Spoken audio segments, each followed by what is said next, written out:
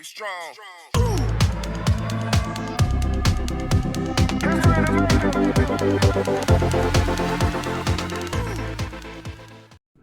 Alright, before I start the video, if you can like, share, and subscribe to the channel, that'd be very much appreciated.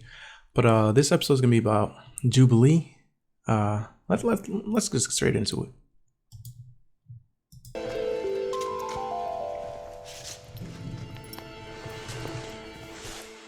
I'm not gonna lie, they make them look awkward as hell in that scene. But I know they edit a lot of this like down. They've probably been there for like 2-3 hours talking, but it's like a 20-minute video.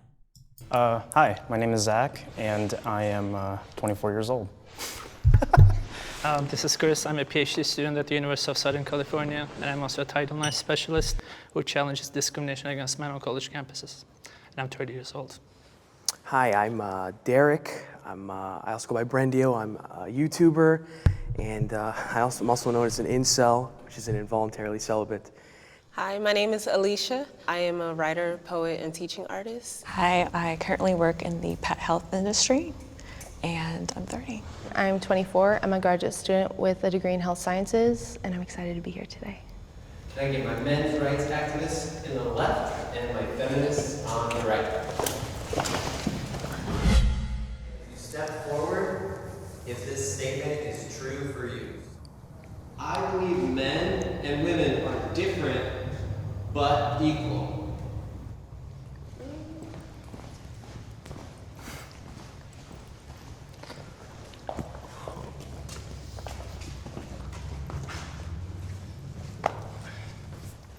I know as a woman that I don't have the same physical strengths. Men and women are built differently. I think whenever things are built differently, it's for a reason, right? But at the same time, the amount of limits that have been put on women historically, like the fact that not too long ago we were just allowed to like start voting. Even today, like the wage gap, just all types of stuff like. Every single feminist talks about the wage gap. Every single feminist talks about the right to vote. Okay, I understand voting is all right, everyone deserves a vote. Okay, congratulations. Everyone has it now. But this pay gap, come on. At least do some sort of critical thinking before saying pay gap every single time someone talks. Women just don't have a lot of rights that are just, it should have nothing to do with what. Now, like they say women don't have rights. I'd love to see them talk about what right do they have what rights do men have that women don't have today? It's always from back in the day. Like, come on. Gender we are to be able to be paid equally or just be treated with respect. So now respect is only a gender thing. Like feminists, they're like the victim. It's like the victim card is what all they play for the rest of their life. They have nothing else of value apparently. They're victim this, blame this, blame that. Oh, you're the reason why my life is so bad. yeah. I do believe that, of course, there are biological differences between men and women. And of course, there should also be legal equality. Of course, I disagree with the idea that women face systemic discrimination. You just mentioned the wage gap, which has been debunked so many times. I know they edited that out because I'm pretty sure they went into a talk, but it's been debunked. Just literally type in wage gap and you will find multiple like if men and women can be paid, if I could pay a woman less than a man, why would anyone have any men working at their company when they could short the females? Like logically, it doesn't make any sense. Everyone's trying to make money. Why would they even have men? Like no critical thinking comes into play when it's their feelings. That's all it is. I've studied evolutionary biology quite a bit. And men and women are very different from not just a physical, the bone structure, the neurological department as well as the chemical balances. She is given, like, this is the look of a woman that's like, damn, shut the hell up. Like, my God. Like, you could just see like masculine traits pouring out of her. Like, come on, like. And also, I don't believe that men and women are equal under the law either, or they should be rather. Children are not equal under the law. And it's not because we hate children, it's because we love them and we want to protect them. So if you believe we're not equal, then that you're inferring that one would be greater than the other. Well, so Women are coddled more than men. He honestly, I don't know if he's putting his point directly, but children obviously aren't gonna go to prison right off the bat. Come on, like they get away with a lot more. They're in the eyes of the law, that all the laws are more lenient toward them. Women, they typically get lesser sentences for the same crimes that males commit.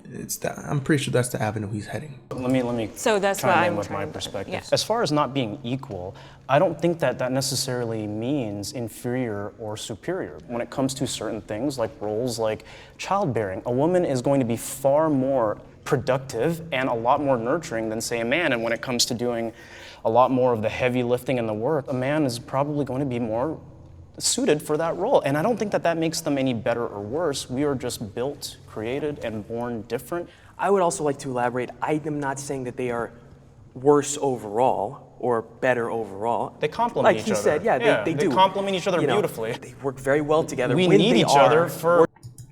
Like, I don't know what it is, but these females just feel irritated just talking about the subject. And the biggest question is, if you're so irritated and triggered on a subject, why even come to a place like this when you know they're going to discuss very things that you are going to be triggered about? This is like foolishness. working in that for proper- offspring. I mean, that's part of the beauty of it, and I think trying to equalize them and make them the same, and transition and all that, I don't believe is going to be the most conducive when it comes to raising children, but also just for overall well-being. I want to note that you brought up children being unequal to adults. I just hope you weren't comparing women to children. I mean, Oh my god, and then she's targeting wordage. Like, instead of targeting the topic, they're targeting, like, oh my. no, it was technically a comparison of women Okay, and children. I don't need you to suppose. protect me. I just need you not to harm me. I can protect myself. I'm very capable of doing what I. And this is the other problem. Women say these very same lines of they can protect themselves and they don't need a man, just don't harm. Unfortunately, this is the world we live in. There are bad people in them. They are male and female. I don't get this. It's like females get this notion that, like, whenever they start talking about feminists and all this, apparently other women have never killed other women. Other women don't assault other women. And then they put themselves in such a victim role in that, like, all women are the same way and that they're to be protected and they do no wrong type of narrative. Like, this is ridiculous. need to do. Okay? Okay. And then the condescending is the worst part about it all. She's being condescending as if she said anything of value.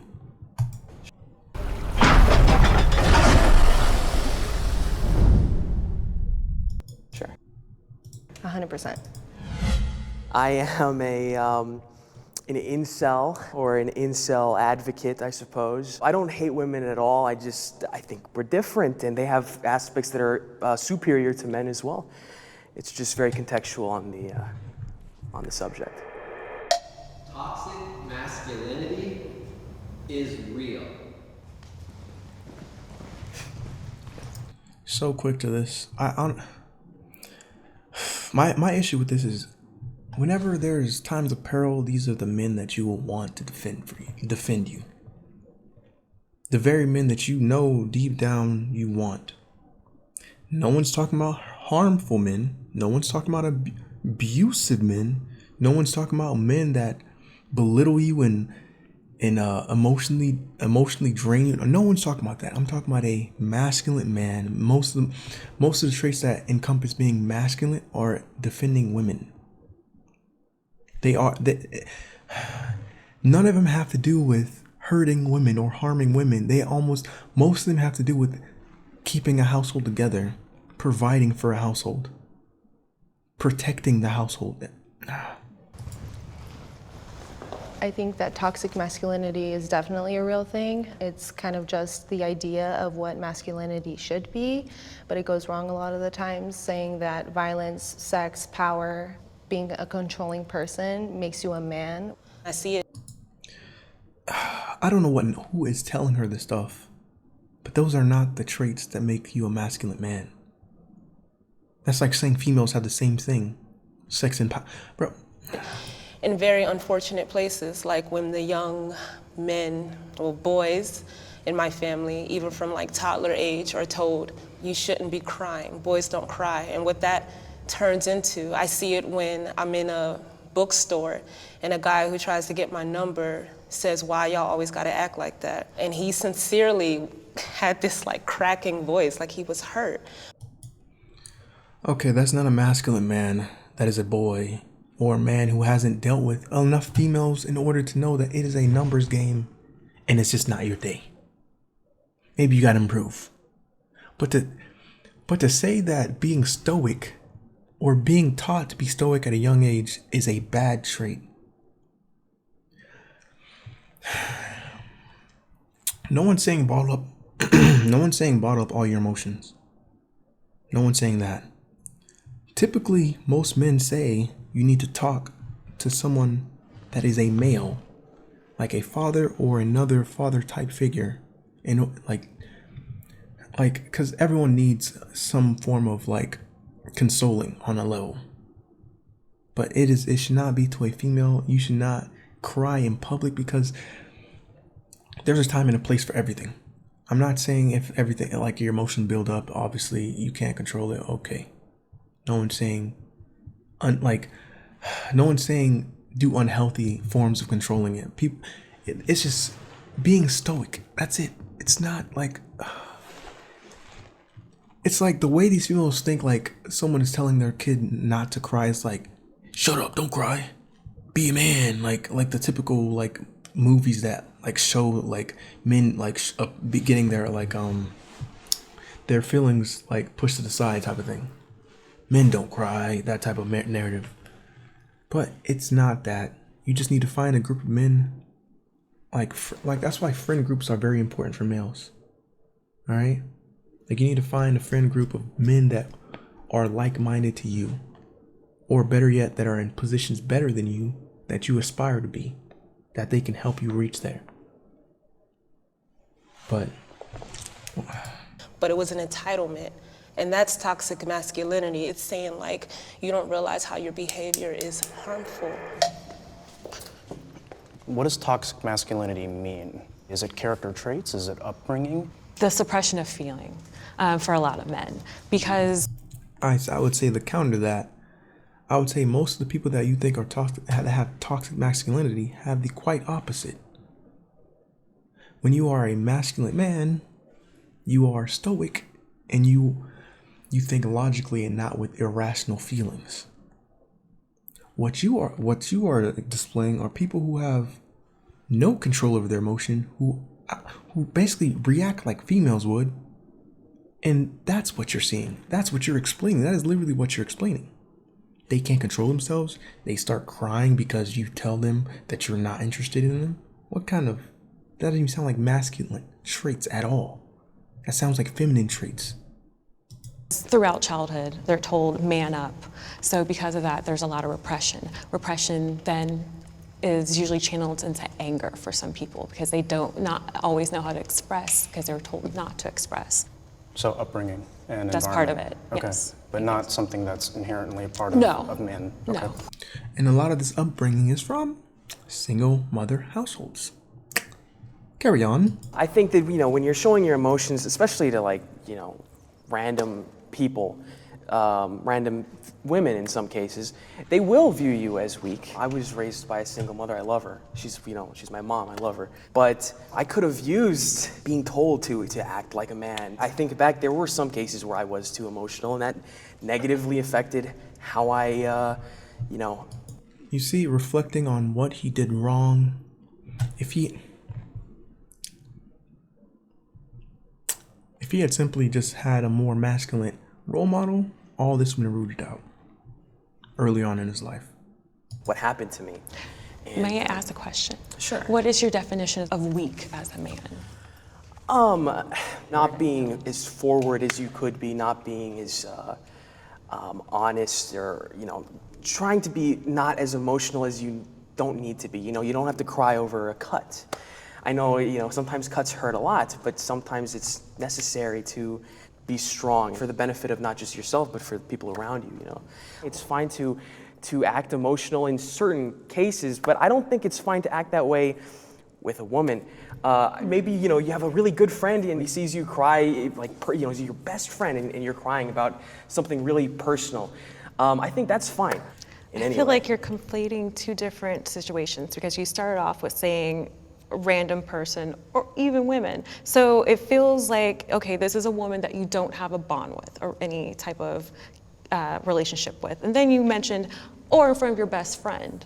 You know, that's okay to cry. Well, that woman could be your best friend. That, you know, like, so. I do believe in best friend. You can't have a female as a best friend in terms of like, they don't understand the experience of what males go through on a day-to-day basis. So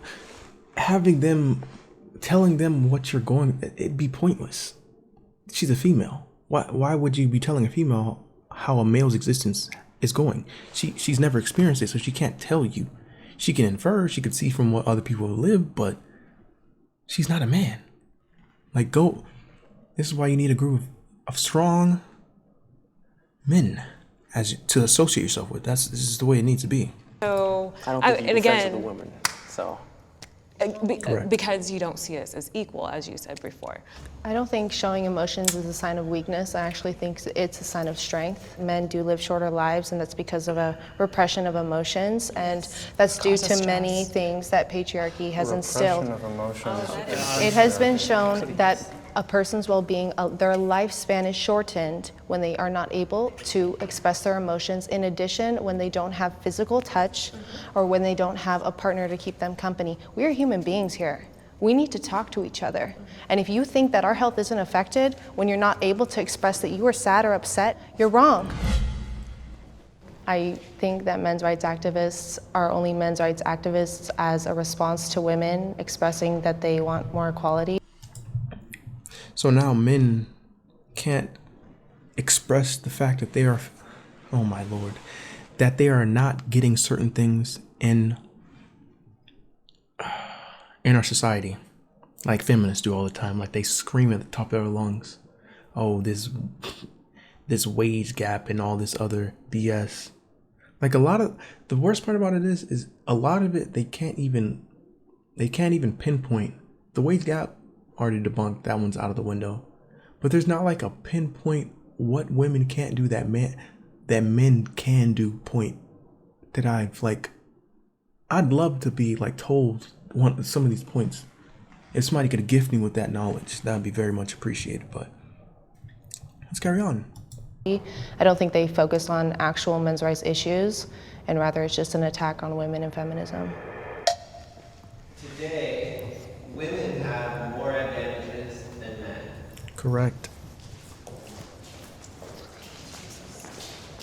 I can speak from a hiring standpoint when it comes to things like affirmative action, and there are certain roles that traditionally men and women have been able to serve in, and now women can basically do all of those things, right? Because we've had such a strong advocacy for equal representation in the workplace. Whereas, for example, you know, you'll never find a man as a midwife nurse, and I don't think it's appropriate. That's why there are those differences. Women in like the most important parts of society have an advantage. There's a lot of positions that men simply aren't getting hired at anymore because of, you know, the fact that they're a man. And it's not just in the workforce, it's also, I would say, you know, it's a lot easier for a woman to find a relationship, even if she, you know, says it's finding the right guy is so hard. It really isn't. But sometimes for a lot of guys, finding a girl at all is hard. If I have to consider what I wear before stepping out the house, because I don't want to... Well, this is always a go-to argument. Unfortunately, we live in a world where there are bad people. This is a simple case. It has nothing to do with your male or female. That is it. There are bad people, and things happen to people sometimes. That is it. Stop saying this thing as if men are making laws to oppress you. Those aren't laws. Those are just bad people. Just like the Karens that exist that do Karen stuff, there are people, I'm not going to say all men because it's not always all men. Women do it too. There are lesbians that do act. I've seen lesbians act the way that supposed misogynist men act.